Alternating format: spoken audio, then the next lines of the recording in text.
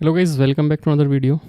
आज के वीडियो में पढ़ने वाले हैं क्लास 10 चैप्टर 8 का एग्जाम्पल नंबर 2 हम करने वाले हैं। एग्जाम्पल में क्या गिवन है वो देखते हैं। सबसे पहले एग्जाम्पल है क्या, if angle B and angle Q क्या है, एक्यूट एंगल है, सच दैट साइन बी और साइन क्यू इक्वल है, और प्रूफ करना है हमें P Q angle B and angle Q को। ठीक है।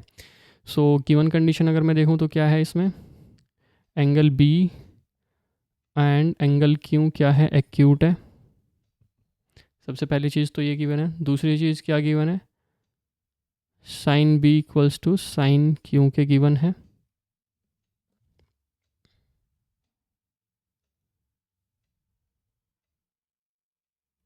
और हमें प्रूफ क्या करना है, ये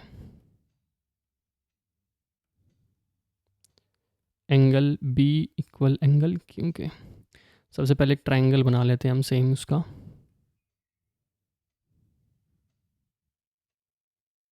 एक नहीं, दो।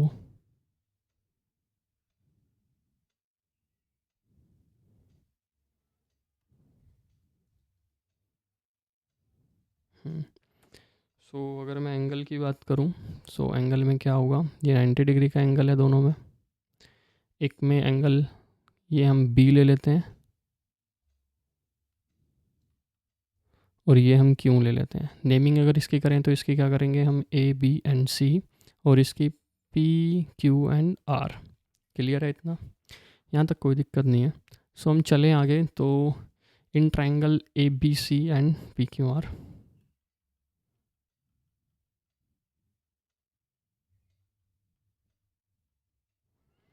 इसमें क्या गिवन है हमें, इक्वल कंडीशन क्या है हमारे पास में, साइन बी इक्वल है हमारा साइन क्यू के, राइट। इस कंडीशन के अकॉर्डिंग हमारे पास में साइन होता क्या है वैसे, पी अपॉन में एच,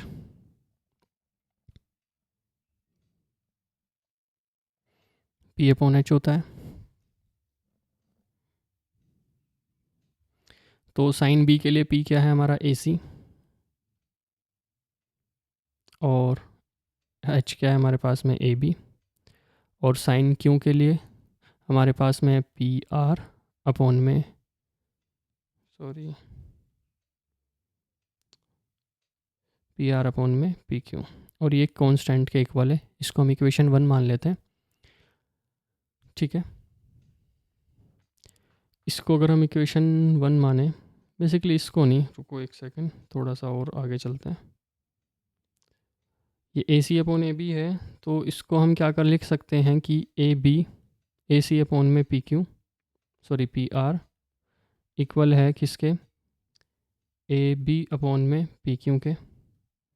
और ये इक्वल है किसी कांस्टेंट के, ये हमारी इक्वेशन 1 हो जाएगी। ऐसा क्यों, क्योंकि ये क्या है, पहली चीज़ तो एक्यूट एंगल गिवन है, और हमें बताया गया है कि जो सेम मतलब साइन बी है हमारा और साइन क्यू है वो इक्वल है, तो अपोजिट साइड्स क्या होती हैं, इक्वल। ठीक है। एंड अगर हम आगे चलें तो यहाँ से हम ए सी से अगर निकालें हम कोई वैल्यू, तो ए सी अपॉन में पी आर इक्वल है हमारा के। तो ए सी हमारा क्या हो सकता है, के की मल्टीप्लाई पी आर के। कोई दिक्कत नहीं है यहाँ तक, आई गेस। एंड यहाँ से मैं दूसरी चीज़ अगर मैं देखूँ,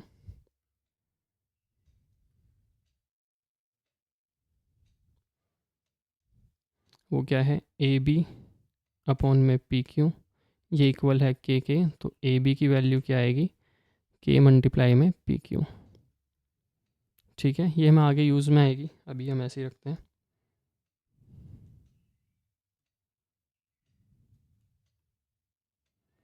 ठीक है। आगे अगर हम चलें तो हमें थर्ड लाइन निकालनी होगी, फर्स्ट एंड सेकंड तो ये आई गई, ये ए सी है हमारा।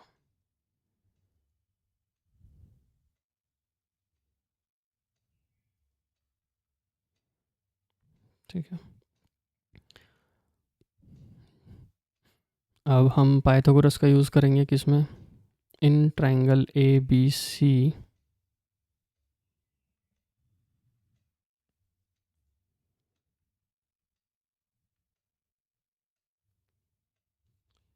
Using Pythagoras.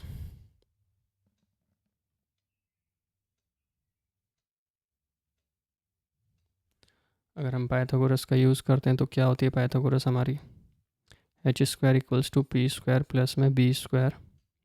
तो ए बी सी में पी क्या है, एच क्या है हमारे पास में ए सी का स्क्वायर, पी क्या है हमारे पास में, सॉरी ये गलत कर दिया मैंने,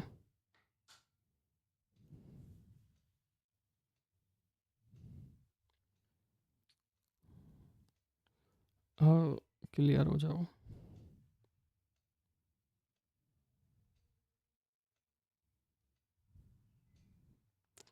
और एच है हमारे पास में ए बी का स्क्वायर, परपेंडिकुलर है हमारा ए सी का स्क्वायर, और बेस है हमारा बी सी का स्क्वायर। क्लियर है इतना। अगर इसके अकॉर्डिंग चले हम, तो हमें बेस निकालना है, क्योंकि हमें बेस की ही निकालना है, बाकी तो ये वाली लाइन इसके इक्वल है, ये इसके, ऐसा हम कर देख चुके हैं। अगर मैं बी सी निकालूँ तो ऊपर यहाँ आ चुका है ना हमारा, तो ये हम बी सी का स्क्वायर अगर हम करेंगे तो क्या आएगा, ए बी का स्क्वायर माइनस में ए सी का स्क्वायर। और अगर हम यहाँ से सिर्फ बी सी निकालें तो बी सी क्या आएगा, अंडर रूट में ए बी का स्क्वायर माइनस में ए सी का स्क्वायर। इसे हम इक्वेशन सेकंड मान लेते हैं, ठीक है। अब हम दूसरी ये वाली का बेस निकालते हैं, आर क्यू, या फिर क्यू आर बोल सकते हैं हम इसको, in triangle P Q R using Pythagoras. तो इसमें क्या है, same H square equals to P square plus में बी स्क्वायर। सो एच क्या है हमारे पास में, पी क्यू का स्क्वायर, और परपेंडिकुलर क्या है हमारे पास में, पी आर का स्क्वायर, और बेस क्या है हमारे पास में, क्यू आर का स्क्वायर, बीच में प्लस है, ठीक है। अगर हम यहाँ से क्यू आर निकाल लिए तो क्यू आर का square equals to P Q square minus में पी आर का स्क्वायर, और ये क्या होगा, क्यू आर क्या आएगा हमारे पास में, under root P Q square minus में पी आर का स्क्वायर। कोई दिक्कत यहाँ तक, कोई नहीं आएगा। इसे हम ले लेते हैं थर्ड इक्वेशन, ठीक है। अब डिवाइड करते हैं फर्स्ट को और सेकंड को, ओ सॉरी सेकंड को एंड थर्ड को। सो नेक्स्ट पेज पर चलते हैं एक बार। अगर मैं डिवाइड करता हूँ,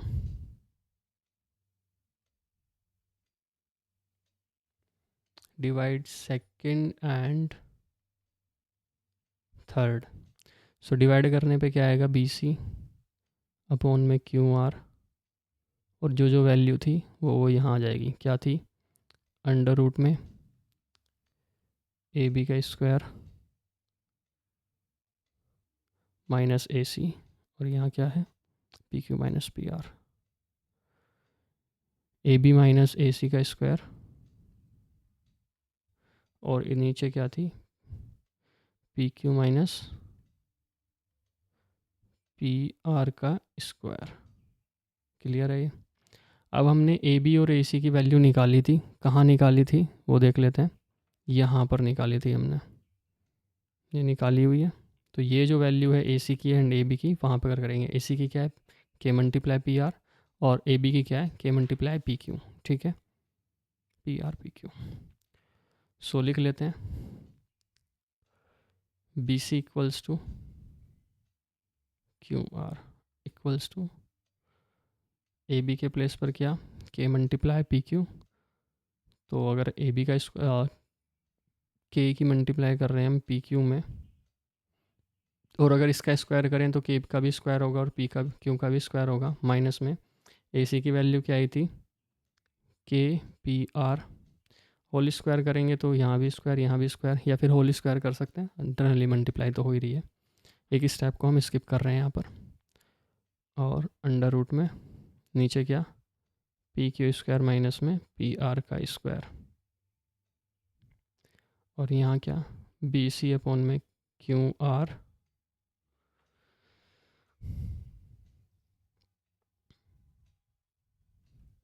यहाँ से हम के को कॉमन ले सकते हैं। के को अगर हम कॉमन लेंगे और बाहर निकालेंगे तो सिर्फ के ही बचेगा, के स्क्वायर के प्लेस पर। अंदर क्या बचेगा, पी क्यू स्क्वायर माइनस में पी आर का स्क्वायर। कॉमन लिया और हमने तुरंत बाहर भी निकाल लिया हो, ठीक है। या फिर रुको, इतना भी शॉर्ट नहीं करते,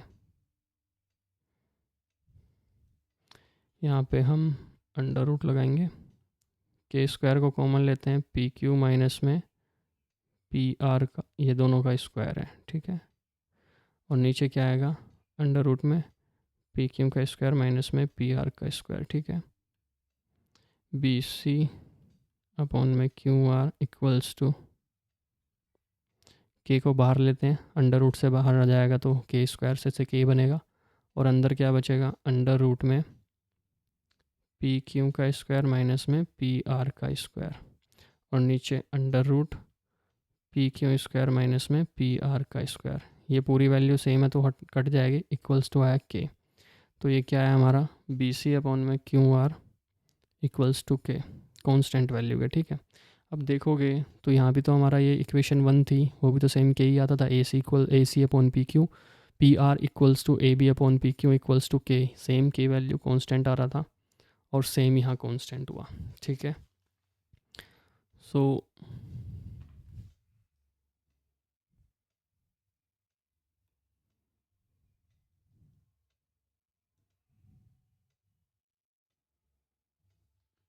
अब हमें पता है फ्रॉम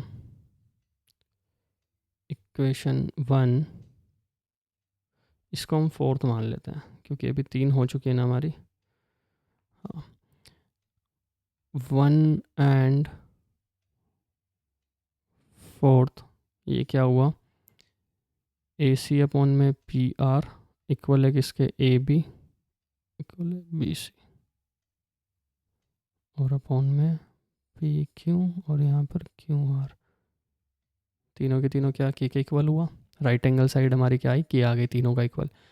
जब हमारी ये तीनों साइडें इक्वल हैं, कांस्टेंट के इक्वल हैं, तो जाहिर सी बात है साइड भी तो इक्वल हो गए। तो हमने पढ़ा हुआ है क्या, जो corresponding C O double R, corresponding side ratio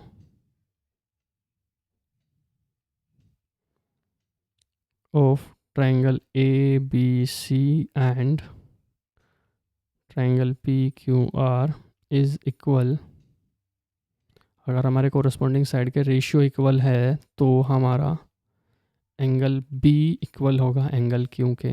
ये हुआ हमारा हैंस प्रूफ, जो कि हमें प्रूफ करना था। Yes, thank you guys for this video. इस वीडियो में इतना ही, एंड नेक्स्ट वीडियो में नेक्स्ट क्वेश्चन के साथ मिलते हैं। Bye bye, take care.